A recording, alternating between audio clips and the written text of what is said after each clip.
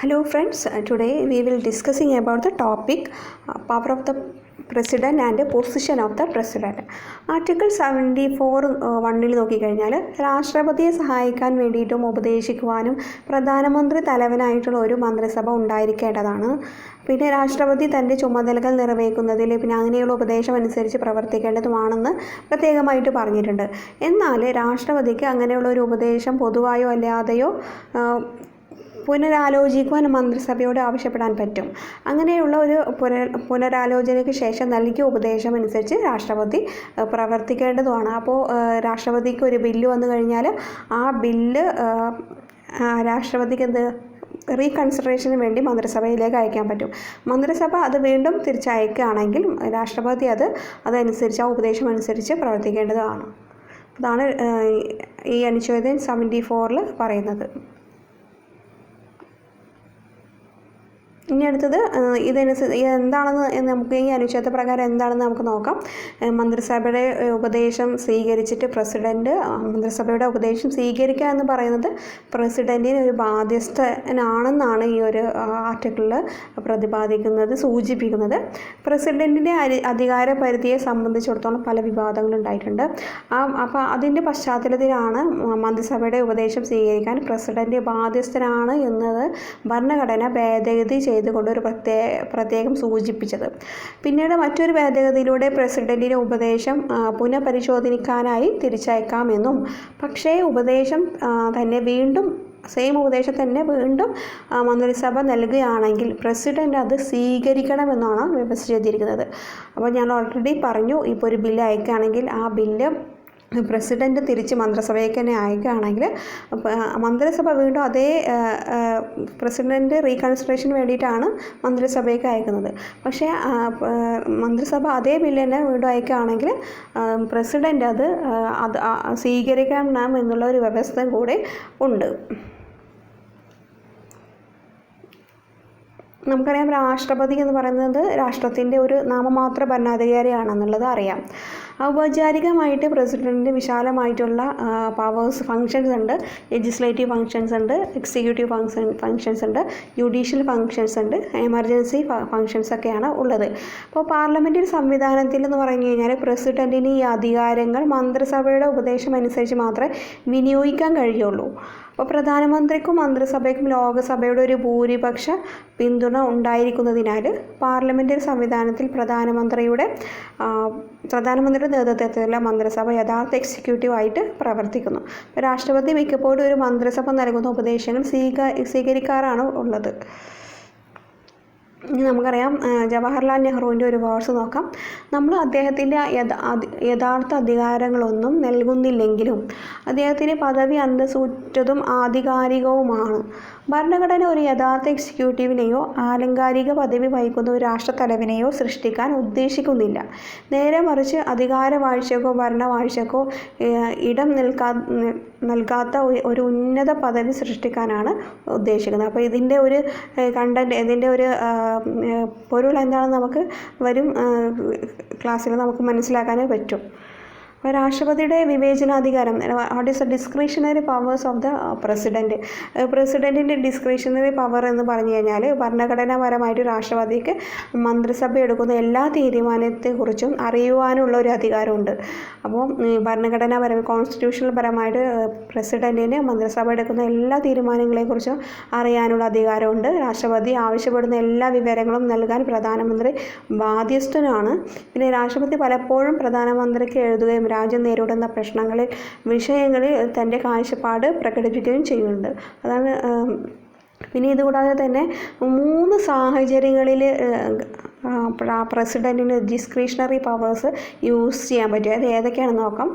വിവേചനാധികാരം അത് ഏതൊക്കെയാണെന്ന് നോക്കാം. ഒന്നാമതായിട്ട്, ഒരു മന്ത്രിസഭ നൽകുന്ന ഉപദേശം അത് പുനഃപരിശോധിക്കാനായിട്ട് തിരിച്ചയക്കാനുള്ള ഒരു അധികാരമുണ്ട് രാഷ്ട്രപതിക്ക്. അപ്പോൾ മന്ത്രിസഭ ഉപദേശങ്ങളിൽ നിയമപരമായ ഒരു പഴുതുകളോ അല്ലെങ്കിൽ പിഴവുകളോ എന്തെങ്കിലും കണ്ടെത്തി കഴിഞ്ഞാൽ രാജ്യത്തിൻ്റെ ഉത്തമ താല്പര്യത്തിന് വിരുദ്ധമാണ് എന്നൊക്കെ കണ്ടെത്തുകയാണെങ്കിൽ ആ തീരുമാനം പുനഃപരിശോധിക്കാൻ ആവശ്യപ്പെടാൻ രാഷ്ട്രപതിക്ക് കഴിയും.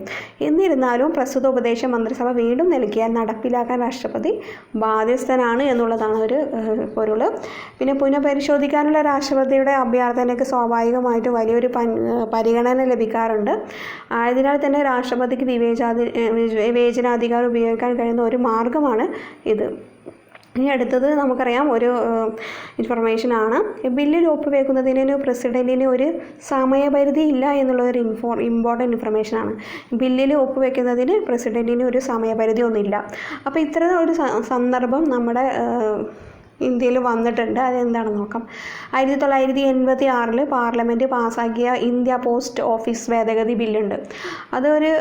ആ ബില്ല് പ്രകാരം പത്രസ്വാതന്ത്ര്യത്തെ ഹനിക്കുന്നതാണെന്നാണ് പരക്കൊരു വിമർശനം ഉണ്ടായിരുന്നത്. അപ്പോൾ അന്നത്തെ രാഷ്ട്രപതി ആയിരുന്നത് ഗ്യാനി സെയിൽ സിംഗ് ആയിരുന്നു. അപ്പോൾ ആ ബില്ലിനെ സംബന്ധിച്ച് ഒരു തീരുമാനമൊന്നും എടുത്തില്ല. അപ്പോൾ അടുത്ത രാഷ്ട്രപതി ശ്രീ വെങ്കട്ടരാമനായിരുന്നു.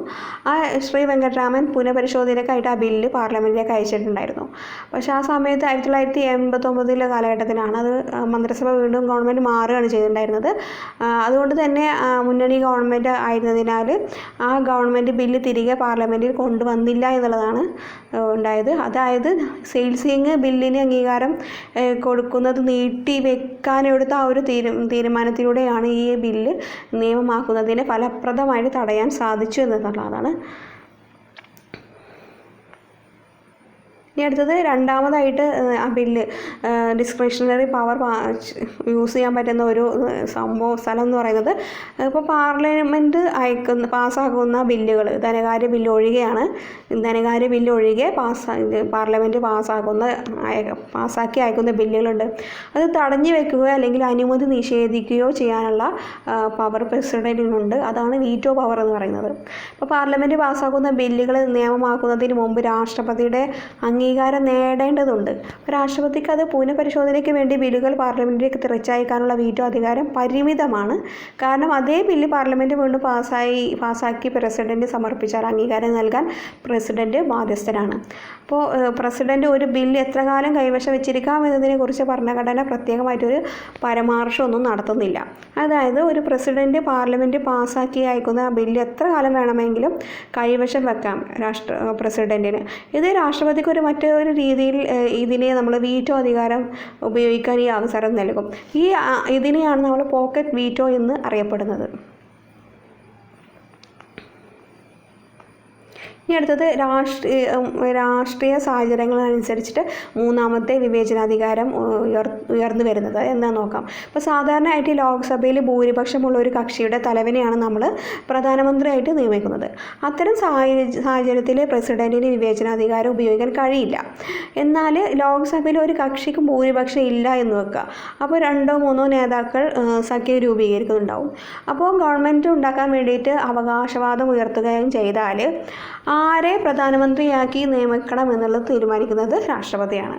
ഈ അവസരത്തിൽ രാഷ്ട്രപതി തൻ്റെ വിവേചനാധികാരം ഉപയോഗിച്ചിട്ട് ലോക്സഭയിൽ ഭൂരിപക്ഷ പിന്തുണ ലഭിക്കാൻ സാധ്യതയുള്ള കക്ഷിയെ ഗവൺമെൻറ് ഉണ്ടാക്കാൻ ക്ഷണിക്കുകയാണ് ചെയ്യുന്നത്. 1989 മുതൽ ഒരു രാഷ്ട്രീയ മാറ്റം രാഷ്ട്രപതിയുടെ ഒരു പ്രാധാന്യം വർദ്ധിപ്പിച്ചിട്ടുണ്ട്. 1989 മുതൽ 1998 വരെ നടന്ന 4 തെരഞ്ഞെടുപ്പുകൾ ഒരു കക്ഷിയോ ഒരു മുന്നണിയോ ഭൂരിപക്ഷം നേടിയിട്ടുണ്ടായിരുന്നില്ല. ഈ സാഹചര്യത്തിൽ ഗവൺമെൻറ് രൂപീകരണത്തിൽ ലോക്സഭയിൽ ഭൂരിപക്ഷം തെളിയിക്കാനാവാത്ത പ്രധാനമന്ത്രിയുടെ ലോക്സഭ പിരിച്ചുവിടാനുള്ള അഭ്യർത്ഥന കാര്യത്തിൽ രാഷ്ട്രപതിക്ക് ഇടപെടേണ്ടി വന്നിട്ടുണ്ട്. അതുകൊണ്ട് തന്നെ രാഷ്ട്രപതിയുടെ വിവേചനാധികാരം രാഷ്ട്രീയ സാഹചര്യങ്ങളുമായി ബന്ധപ്പെട്ടിട്ട് ഇരിക്കുന്നുണ്ട്. സ്ഥിരതയില്ലാത്ത സർക്കാരുകളും മുന്നണി ഭരണവും രാഷ്ട്രപതിയുടെ അധികാരം വർദ്ധിപ്പിക്കുന്നതാണ്. മിക്കപ്പോഴും രാഷ്ട്രപതി ഔപചാരികമായിട്ട് ആധികാരികവും ആലങ്കാരികവുമായ രാഷ്ട്രത്തലവനാണ്. ഇത്തരത്തിൽ രാഷ്ട്രപതി ആവശ്യമുണ്ടോ എന്നത് നമുക്ക് സംശയം അതിശയിപ്പിച്ചേക്കാം. പക്ഷേ പാർലമെൻ്ററി വ്യവസ്ഥയിൽ മന്ത്രിസഭ നിയമനിർമ്മാണ സഭയിലെ ഭൂരിപക്ഷത്തെ ആശ്രയിച്ചാണ് നിലനിൽക്കുന്നത്. അതായത് ഏത് സമയവും മന്ത്രിസഭ പുറത്താക്കപ്പെടുകയും പുതിയ മന്ത്രിസഭ അധികാരം വരികയും ചെയ്യാം. ഇത്തരം സാഹചര്യത്തിൽ പ്രതീകാത്മകമായിട്ട് രാജ്യത്തെ പ്രതിനിധീകരിക്കുന്നത് ആരാണ്? പ്രതിനിധീകരിക്കുന്നതും പ്രധാനമന്ത്രിയെ നിയമിക്കുന്നതൊക്കെ രാഷ്ട്രപതിയുടെ ആവശ്യമാണ്. ഇതാണ് സാധാരണ സാഹചര്യങ്ങളിൽ രാഷ്ട്രപതിയുടെ കർത്തവ്യം എന്ന് പറയുന്നത്. അപ്പോൾ എത്രത്തോളം രാഷ്ട്രപതി ഇമ്പോർട്ടൻ്റ് ആണെന്നത് നോക്കാം. ഇത് കൂടാതെ തന്നെ ആർക്കും ഭൂരിപക്ഷമൊന്നും ഇല്ലാത്ത ഒരു അവസ്ഥയിൽ വന്നാലും ഗവൺമെൻറ്റിനെ നയിക്കാൻ പ്രധാനമന്ത്രിയെ നിയമിക്കാനുള്ള അധിക ബാധ്യതയും ആർക്കുണ്ട്? പ്രസിഡൻറ്റിനാണ് ഉള്ളത്. ഇനി അടുത്ത് നമുക്ക് നോക്കാം പ്രധാനമന്ത്രിയെ തിരഞ്ഞെടുക്കുന്നതിൽ രാഷ്ട്രപതിയുടെ പങ്ക് എന്താണെന്ന്. President's role in choosing the prime minister. 1977 ശേഷം ഇന്ത്യൻ രാഷ്ട്രീയം കൂടുതൽ മത്സരാധിഷ്ഠിതവും പല സന്ദർഭങ്ങളിലും ഒരു കക്ഷിക്ക് ഭൂരിപക്ഷം ലഭിക്കാത്ത സാഹചര്യം ഉണ്ടായിട്ടുണ്ട്. അത്തരം സാഹചര്യത്തിൽ രാഷ്ട്രപതി എന്താണ് ചെയ്തതെന്ന് നോക്കാം. 1998 തിരഞ്ഞെടുപ്പിൽ ബി ജെ പിക്കും കക്ഷിക്കും 250 സീറ്റ് ലഭിച്ചു. പക്ഷേ ഭൂരിപക്ഷം തെളിയിക്കുന്നതിന് വേണ്ടിയിട്ട് 21 സീറ്റും കൂടെ കുറവുണ്ടായിരുന്നു. രാഷ്ട്രപതി എന്ന് KR നാരായണൻ ആയിരുന്നു. വളരെ ജാഗ്രതയോടെയാണ് ആ നടപടിക്രമങ്ങളൊക്കെ സ്വീകരിച്ചത്. സഖ്യത്തിൻ്റെ നേതാവായ അടൽ ബിഹാരി വാജ്പേയിയോട് അദ്ദേഹം അതിൻ്റെ അവകാശവാദത്തെ സാധൂകരിക്കുന്നതിന് അദ്ദേഹത്തെ പിന്തുണയ്ക്കുന്ന രാഷ്ട്രീയ കക്ഷികളുടെ രേഖകൾ ഹാജരാക്കാൻ വേണ്ടിയിട്ട് ആവശ്യപ്പെട്ടിട്ടുണ്ടായിരുന്നു. അതുമാത്രമല്ല അധികാരത്തിലേറി 10 ദിവസത്തിനുള്ളിൽ തന്നെ വിശ്വാസ വോട്ട് തേടാനും ആവശ്യപ്പെട്ടിട്ട് ഉണ്ടായിരുന്നു. ഇനി ഇന്ത്യയുടെ ഉപരാഷ്ട്രപതി വൈസ് പ്രസിഡൻറ്റ് ഓഫ് ഇന്ത്യ എന്താണെന്ന് നോക്കാം.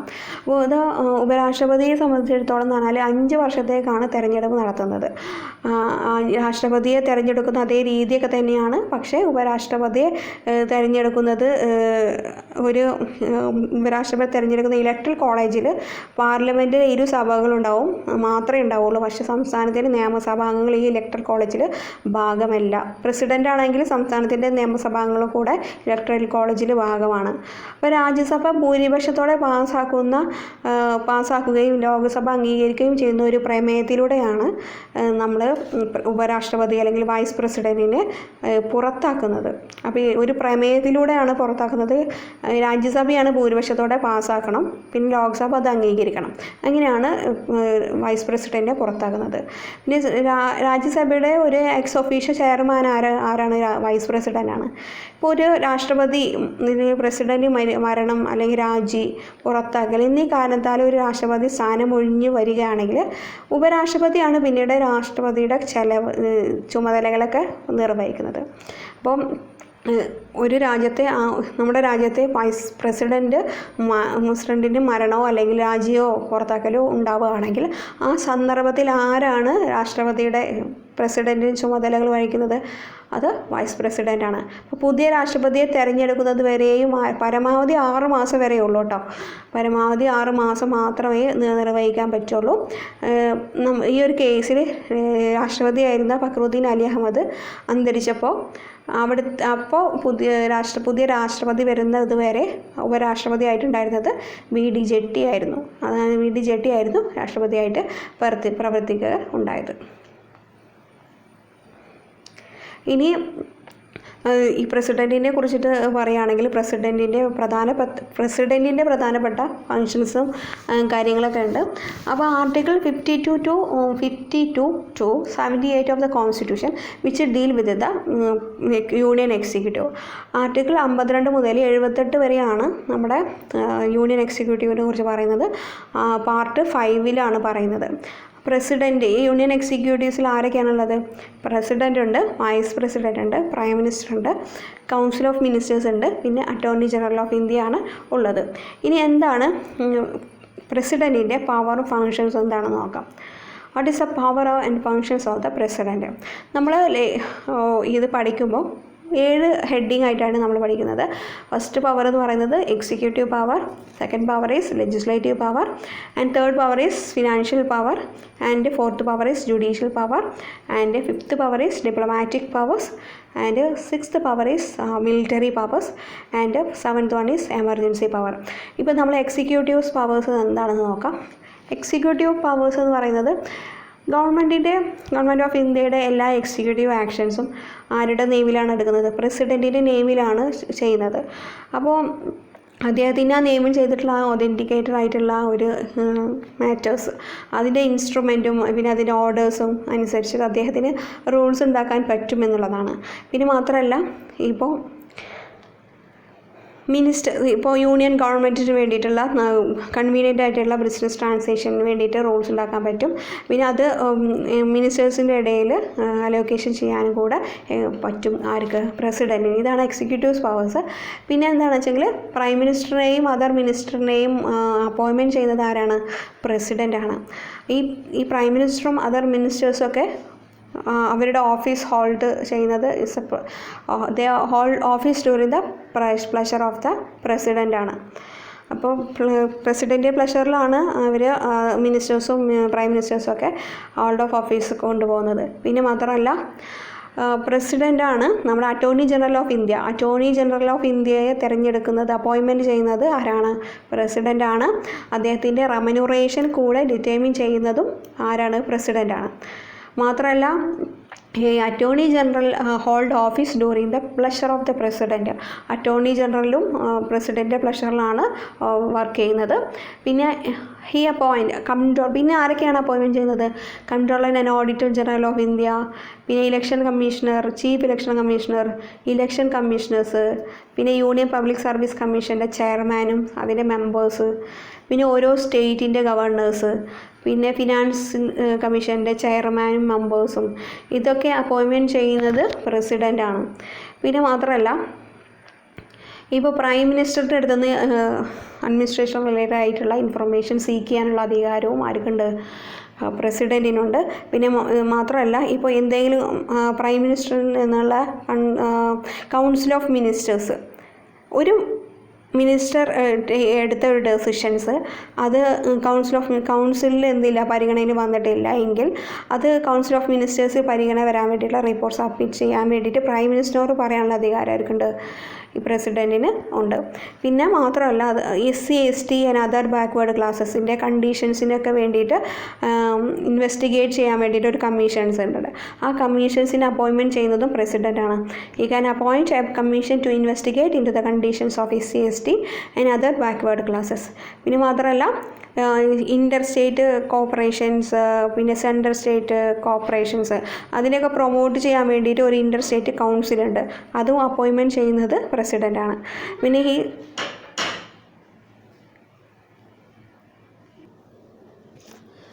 അപ്പോൾ he can appoint the inter state council to promote central state and inter state cooperations. ഇപ്പോൾ സെൻട്രൽ സ്റ്റേറ്റിൻ്റെ പിന്നെ ഇൻ്റർ സ്റ്റേറ്റ് കോപ്പറേഷന് വേണ്ടിയിട്ടൊക്കെ അത് പ്രൊമോട്ട് ചെയ്യാൻ വേണ്ടിയിട്ട് ഒരു ഇൻ്റർ സ്റ്റേറ്റ് കൗൺസിലുണ്ട്. അതിനെ അപ്പോയിൻമെൻറ്റ് ചെയ്യുന്നതും പ്രസിഡൻ്റാണ്. പിന്നെ മാത്രമല്ല he directly administrates the union territory through administrator appointed by him. പ്രസിഡൻ്റാണ് ഇപ്പോൾ യൂണിയൻ ടെറിട്ടറീസിലെ അഡ്മിനിസ്ട്രേറ്ററിനെ അപ്പോയിൻമെൻറ്റ് ചെയ്യുന്നത്.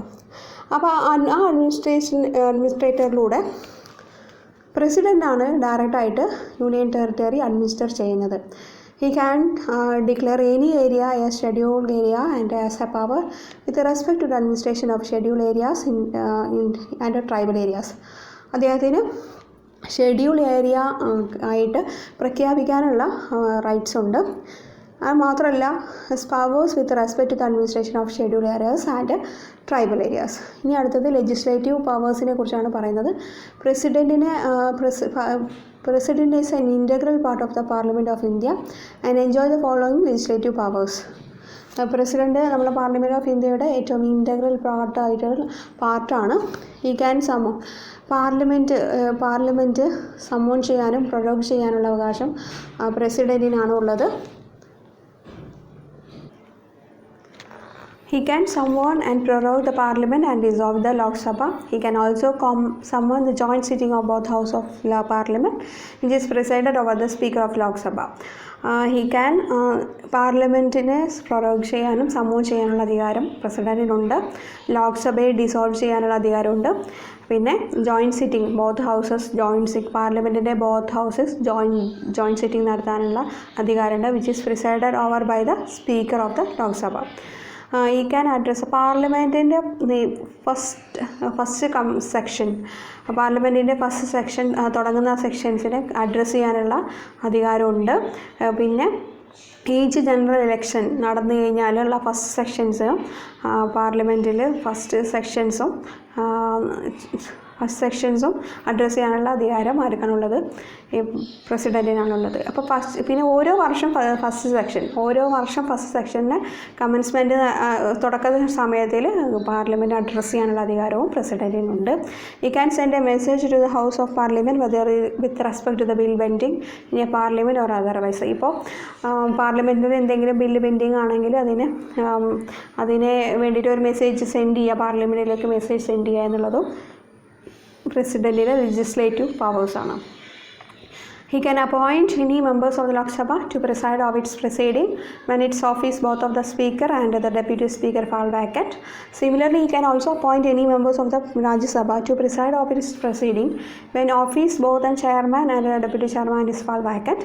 ഇപ്പോൾ രാജ്യസഭയെ സംബന്ധിച്ചിടത്തോളം ഡെപ്യൂട്ടി ചെയർമാനും ചെയർമാനുമാണ്. അപ്പോൾ അവരുടെ വാക്കൻ്റായി കിടക്കുകയാണെങ്കിൽ രാജ്യസഭയിലേക്ക് ചെയർമാനെയും ഡെപ്യൂട്ടി ചെയർമാനെയും നിയോഗിക്കാനുള്ള അപ്പോയിൻമെൻറ്റ് ചെയ്യാനുള്ള അധികാരം പ്രസിഡൻറ്റിനുണ്ട്. പിന്നെ അതേപോലെ തന്നെ ലോക്സഭയിൽ സ്പീക്കറും ഡെപ്യൂട്ടി സ്പീക്കറുമാണ് ഉള്ളത്. അവിടെ വാക്കൻ്റ് ആണെങ്കിൽ അവിടെയും അപ്പോയിൻമെൻറ്റ് ചെയ്യാനുള്ള മെമ്പേഴ്സിന് മെമ്പേഴ്സിനെ അപ്പോയിൻമെൻറ്റ് ചെയ്യാനുള്ള അധികാരവും പ്രസിഡൻറ്റിനുണ്ട്. പിന്നെ അടുത്തത് ഈ nominate 12 members of the Rajya Sabha from among the person having special knowledge or practical experience in literature, science and art and social service. 12 മെമ്പേഴ്സിനെ രാജ്യസഭയിലേക്ക് അദ്ദേഹം നോമിനേറ്റ് ചെയ്യും. അവർ പക്ഷേ പേഴ്സൺസ് സ്പെഷ്യൽ നോളജ് ഉള്ളവരോ അല്ലെങ്കിൽ science, literature, art and social സർവീസിലെ ഒരു practical experience ഉള്ളവർ ആയിരിക്കണം എന്നുള്ളതാണ് കണ്ടീഷൻസ്. പിന്നെ അടുത്തത് ലോക്സഭയിലേക്കും ആംഗ്ലോ ഇന്ത്യൻസിനെ 2 ആംഗ്ലോ ഇന്ത്യൻസിനെ നോമിനേറ്റ് ചെയ്യാനുള്ള അധികാരമാണുള്ളത്. ഇവിടെ അതേപോലെ തന്നെ 12 മെമ്പേഴ്സിനെ നോമിനേറ്റ് ചെയ്യുന്നതാണ് പ്രസിഡൻറ്റ്. അതേപോലെ തന്നെ 2 മെമ്പേഴ്സ് ലോക്സഭയിലേക്കാണ് ആംഗ്ലോ ഇന്ത്യൻസിനെ നോമിനേറ്റ് ചെയ്യാനുള്ള അധികാരമാണുള്ളത്. He decided on questions on disqualifications of members of the parliament on consultation with the election commission. Election കമ്മീഷനെ കൺസൾട്ടേഷൻ ചെയ്തിട്ട് ഇപ്പം പാർലമെൻറ്റ് ഏതെങ്കിലും മെമ്പേഴ്സിന് ഡിസ്ക്വാളിഫൈ ചെയ്യാനുള്ള ക്വസ്റ്റ്യൻസ് ഡിസൈഡ് ചെയ്യാനുള്ള അധികാരവും പ്രസിഡൻറ്റിനുണ്ട്.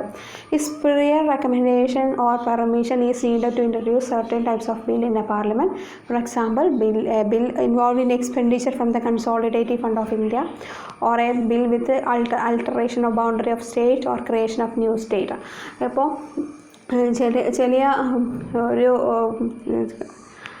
എന്തെങ്കിലും സർട്ടൻ ബിൽസൊക്കെ പാർലമെൻറ്റിൽ ഇൻട്രൊഡ്യൂസ് ചെയ്യണമെങ്കിൽ പ്രസിഡൻറ്റിൻ്റെ പ്രിയർ പെർമിഷൻ ആവശ്യമാണ്.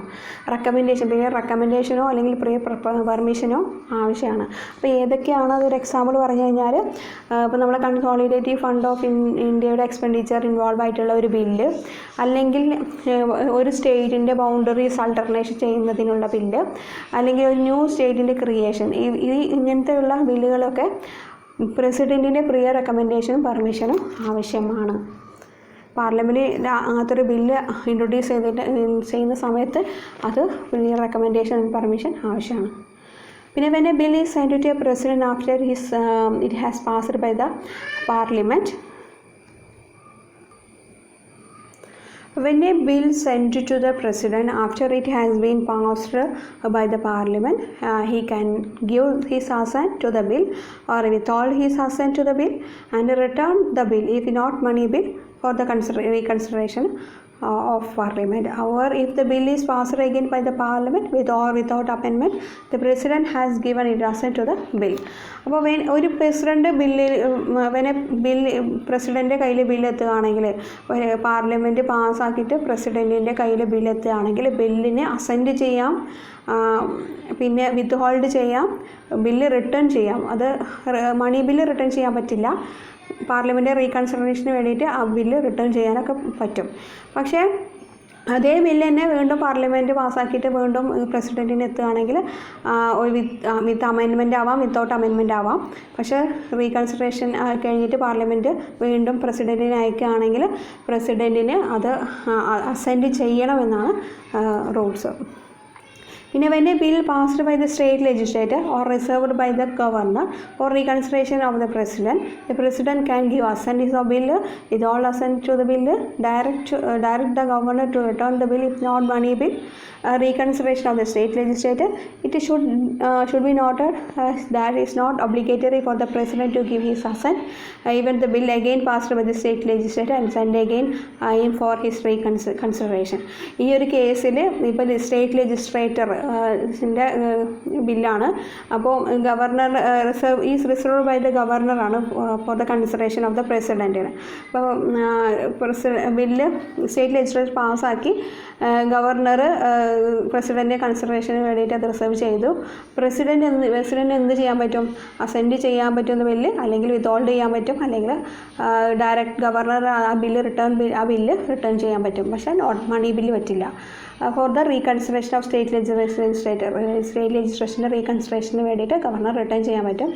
പക്ഷേ ഇമ്പോർട്ടൻ്റ് എന്ന് വെച്ചാൽ that is not obligatory for the president to give his assent even the bill is again passed by the state legislator and send again him for consideration. പക്ഷേ state legislator അങ്ങനെ ഒരു bill പാസ്സാക്കി വീണ്ടും reconsideration കഴിഞ്ഞതിന് ശേഷം വീണ്ടും അത് പാസ്സാക്കി അയച്ചു കഴിഞ്ഞാൽ പ്രസിഡൻറ്റിന് അത് അസെൻറ്റ് ചെയ്യണം എന്നുള്ള നിയമമൊന്നും ഇല്ല. അത് ഇറ്റ്സ് നോട്ട് ഒബ്ലിഗേറ്ററി ആണ്. പ്രസിഡന്റ് ചിലപ്പോൾ ഇന്ത്യ പാർലമെൻറ്റിനെ പോലെ അസെൻറ്റ് ചെയ്യേണ്ട ആവശ്യകത ഇല്ല. പിന്നെ അടുത്തത് he can promulgate the ordinance when the parliament is not section. പാർലമെൻറ്റിന് സെക്ഷൻ അല്ലാത്ത സമയത്താണ് ഓർഡിനൻസ് പ്രൊമൽഗേറ്റ് ചെയ്യുക. അപ്പോൾ പിന്നെ മാത്രമല്ല these ordinance must be approved by the parliament within the 6 weeks from his reassembly. പക്ഷേ ഇമ്പോർട്ടൻ്റ് ഒരു കാര്യം എന്താണെന്ന് വെച്ചാൽ ആ പാർലമെൻറ്റ് റീ അസംബിൾ ചെയ്തതിന് ശേഷം അസംബ്ലി വന്നതിന് ശേഷം 6 weeks ഉള്ളിൽ അത് പാർലമെൻറ്റ് അപ്രൂവ് ചെയ്തിരിക്കണം. വിത്തിൻ 6 weeks ആ ഓർഡിനൻസ് മസ്റ്റ് ബി അപ്രൂവ് ചെയ്തിരിക്കണം. He can also withdrawn an ordinance at any time. അദ്ദേഹത്തിന് പ്രസിഡൻറ്റിന് ഏത് സമയം വേണമെങ്കിലും ആ ഓർഡിനൻസ് വിത്ത്ഡ്രോ ചെയ്യാൻ പറ്റും. He lays the report of the controller and auditor general, union public service commission, finance commission other before the parliament. പാർലമെൻറ്റിൻ്റെ മുമ്പാകെ കൺട്രോളർ ഓഡിറ്റർ ജനറലിൻ്റെ റിപ്പോർട്ട്, യൂണിയൻ പബ്ലിക് സർവീസ് കമ്മീഷൻ്റെ റിപ്പോർട്ട്, ഫിനാൻസ് കമ്മീഷൻ്റെ റിപ്പോർട്ട് ഒക്കെ സമർപ്പിക്കുന്നത് പ്രസിഡൻ്റാണ്. He can regulate for the peace, progress and good governance of Andaman and Nicobar Islands and Lakshadweep, Dadra and Nagar Haveli and Daman Diu, Ladakh. He can make a regulation for the അദ്ദേഹത്തിന് Andaman and Nicobar island, Lakshadweep, Dadra Nagar Haveli, Daman Diu, Ladakh, Lakshadweep അതിൻ്റെയൊക്കെ വേണ്ടി piece and പ്രോഗ്രസ്സിന് വേണ്ടിയിട്ട് good ഗവൺമെൻറ്റിന് വേണ്ടിയിട്ട് അദ്ദേഹത്തിന് regulations അവിടെ കൊണ്ടുവരാൻ പറ്റും പ്രസിഡൻറ്റിന്. In the case of Puducherry also, President can legislate making a regulation but only on the when the assembly is suspended or dissolved. ഈ പുതുച്ചേരിയുടെ കേസിൽ പ്രസിഡന്റിൽ അതേപോലെയുള്ള നിയമം റെഗുലേഷൻസ് കൊണ്ടുവരാൻ പറ്റും. പക്ഷേ ഏത് കേസിലാണെന്ന് വെച്ചാൽ അസംബ്ലി ഡിസോൾവ് ചെയ്യുകയോ അല്ലെങ്കിൽ അസംബ്ലി സസ്പെൻഡ് ചെയ്യുകയോ സമയത്ത് മാത്രമേ പുതുച്ചേരിയുടെ കേസിൽ അങ്ങനെ ചെയ്യാൻ പറ്റുള്ളൂ. ഇനി അടുത്തത് what is the financial powers of the president. പ്രസിഡന്റിൻ്റെ ഫിനാൻഷ്യൽ പവേഴ്സ് എന്താണ്? Money bill can be introduced in the parliament only with his prior recommendations. Money bill ഇപ്പോൾ പാർലമെൻറ്റിൽ മണി ബില്ല് ഇൻട്രൊഡ്യൂസ് ചെയ്യണമെങ്കിൽ പ്രസിഡൻറ്റിൻ്റെ പ്രിയർ റെക്കമെൻഡേഷൻ ആവശ്യമാണ്. പിന്നെ ഈ caused to be laid before the parliament ഇത് annual financial statement. അദ്ദേഹമാണ് annual financial statement പാർലമെൻറ്റിൽ സമർപ്പിക്കുന്നത്. പിന്നെ no demand for grant can be made except on his recommendation. He can make advance out of the contingency fund of India and meet unforeseen expenditure. ഇപ്പോൾ എന്തെങ്കിലും പെട്ടെന്നുള്ള ഒരു expenditure വന്നു കഴിഞ്ഞാൽ കോണ്ടിജൻസി ഫണ്ട് ഓഫ് ഇന്ത്യയിൽ നിന്ന് അഡ്വാൻസ് എടുക്കാൻ പ്രസിഡൻറ്റിന് പറ്റും. He constituted a finance commission after every 5 years to recommend the distribution of revenue between the states and the center. അദ്ദേഹമാണ് ഫിനാൻസ് കമ്മീഷനെ എവറി 5 yearsലും കോൺസ്റ്റിറ്റ്യൂട്ട് ചെയ്യുന്നത്. അതെന്ന് വെച്ചാൽ ഈ സെൻട്രൽ ആൻഡ് സ്റ്റേറ്റിൻ്റെ ഇടയിലുള്ള റവന്യൂ ഡിസ്ട്രിബ്യൂഷനാണ് ഇതിന് റെക്കമെൻഡ് ചെയ്യാൻ വേണ്ടിയിട്ടാണ് ഫിനാൻസ് കമ്മീഷൻ ഉള്ളത്. ഇനി what is the judicial powers of the president. Judicial powers and function of the president are that he appoint the chief justice and judges of the Supreme Court and High Court. High Courtiലെയും supreme കോർട്ടിലെയും ജഡ്ജസിനെയും chief ജസ്റ്റിസിനെയും appointment ചെയ്യുന്നത് പ്രസിഡൻ്റാണ്. He can seek advice from the supreme court on the questions of law or fact. അവർ advice rendered by the supreme court is not binding on the president. അദ്ദേഹത്തിന് supreme കോർട്ടിലെ ജഡ്ജസിൽ നിന്നും ലോ ആൻഡ് ഫാക്റ്റിനനുസരിച്ച് വേണ്ടിയിട്ടുള്ള advice നേടാം. പക്ഷേ അത് advice tended by the supreme കോർട്ടിനുള്ള അഡ്വൈസ് പ്രസിഡൻറ്റുമായിട്ട് ബിൻഡ് ചെയ്യുന്നില്ല. പിന്നെ അടുത്തത് ഹി ക്യാൻ ഗ്രാൻഡ് പാർഡൺ ചെയ്യാൻ, റെപ്രൈവ് ചെയ്യാൻ, റെസ്പൈറ്റ് ചെയ്യാൻ, പണിഷ്മെൻറ്റ് റെമിഷൻ ചെയ്യാനുള്ള അധികാരമുണ്ട്. സസ്പെൻഡ് ചെയ്യാനുള്ള അധികാരം, റെമിറ്റ് ചെയ്യാനുള്ള അധികാരമുണ്ട്. കമ്മ്യൂട്ട് ചെയ്യാനുള്ള അധികാരമുണ്ട്. ഇപ്പോൾ ഒരു പേഴ്സൺ സെൻറ്റൻസ് ചെയ്തിട്ടുണ്ടെങ്കിൽ അതിനെ കമ്മ്യൂട്ട് ചെയ്യാനുള്ള അധികാരമുണ്ട്. In all the cases where punishment or sentence is by court martial, in all the cases where the punishment sentence is for offense against a union law, in all the cases where the sentence is a sentence of death. പിന്നെ അടുത്തത് diplomatic powers ആണ്. Diplomatic powers എന്ന് പറഞ്ഞാൽ international treaties and agreements are negotiated and concluded on behalf of President. However, they are subject to the approval of the Parliament. He represents India international forum and affairs and receive diplomatic like ambassadors, high commissioners and so on. അദ്ദേഹമാണ് international treaties അഗ്രിമെൻറ്റ്സിലൊക്കെ negotiation നടക്കുന്നത്. പ്രസിഡൻറ്റിൻ്റെ ബിഹാഫിലാണ് negotiation നടത്തുന്നത്. പിന്നെ അതൊക്കെ they are subject to the approval of the parliament ആണ്. പിന്നെ international forum അഫയേഴ്സിൽ ഒക്കെ represent ചെയ്യുന്നത് പ്രസിഡൻ്റാണ്.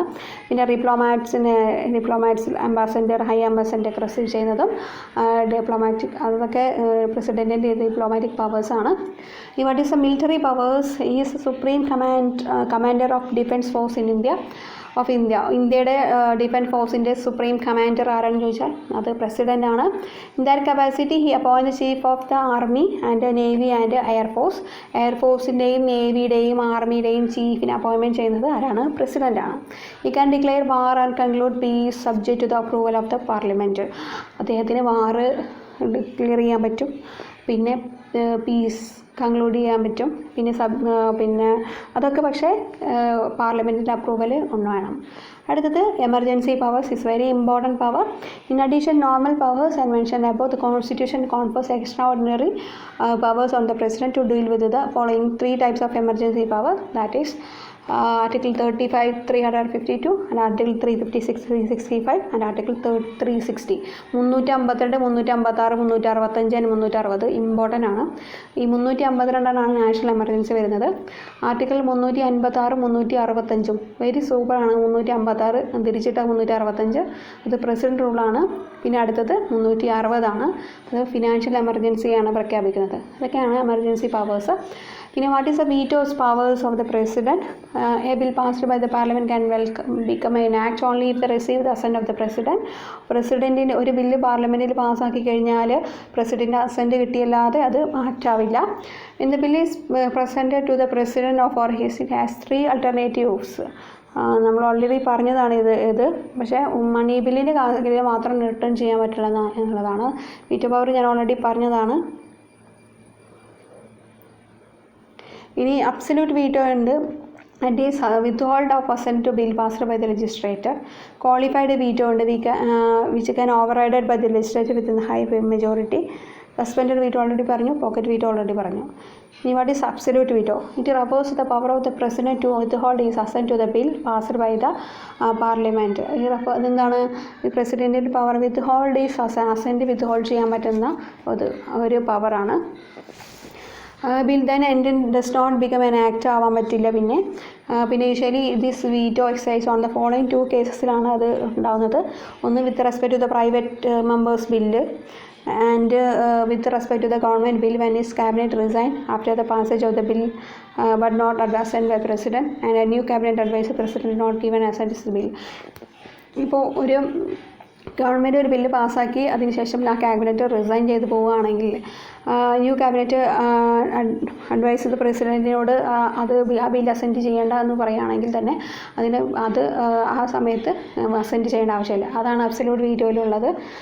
പിന്നെ in 1954 president doctor Rajendra Prasad with is assent to the PEPSU appropriation bill withhold ചെയ്തിട്ടുണ്ടായിരുന്നു, അസെൻഡ് ചെയ്യുന്നതിന് വിത്ത്ഹോൾഡ് ചെയ്തിട്ടുണ്ടായിരുന്നു. ഏതായിരുന്നു? പെപ്സോ അപ്രോപ്രിയേഷൻ ബില്ലായിരുന്നു അത്. ഇത് ബില്ല് പിന്നെ this bill was passed by the parliament when the president rule was operation in the state of PEPSU. But when the bill was presented to the president for his assent, the president rule was revoked. Again in 1991, the President R. Venkatraman withheld his assent to the Salary Allowance Pension Member Parliament Bill. This bill passed by the Parliament on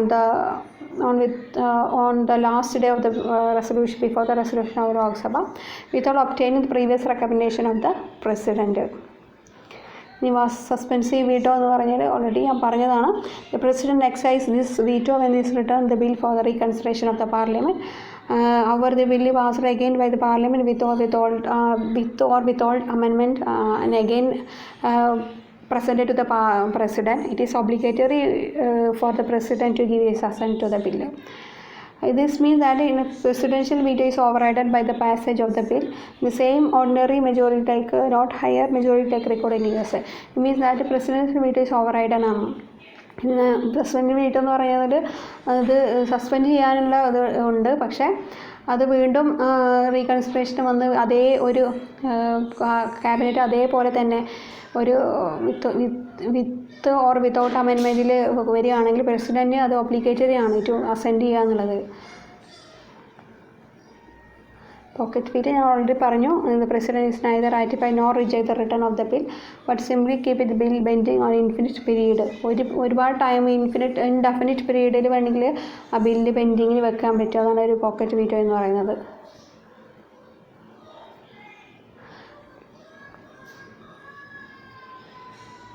ordinance making power ഉണ്ട്. Article 123 ആണ് ordinance making പവറിന് പ്രസിഡൻറ്റിൻ്റെ power ഉള്ളത്.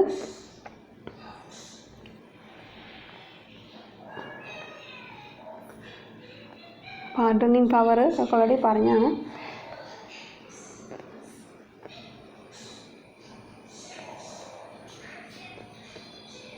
പിന്നെ ഇതുവരെയുള്ള പ്രസിഡൻറ്റിൻ്റെ related ആയിട്ടുള്ള article നോക്കാം. Article 52 the president of ഇന്ത്യനെ കുറിച്ച് പറയുന്നത്. Article 53 executive powers of the union. And article 54 is the election of the president. Article 55 is the manner of the election of the president. And article 56 is the term office of the president. And 57 is eligibility for election. 58 qualification for election as a president. 59 condition of the president of office. 60 oath of affirmation of by the president.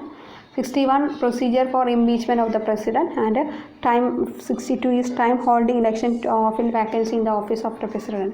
The important എന്ന് പറയുന്നത് 61 ആണ്, procedure for impeachment of the president.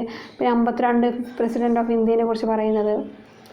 പിന്നെ the president to act as a president or the vice president to act as a president to discharge his function on 65-ലാണ്. പിന്നെ matter related to the election of president 71-ലാണ്. powers of the president to grant pardon etc are suspend, remit, commute sentence in certain case 72 important ആണ്.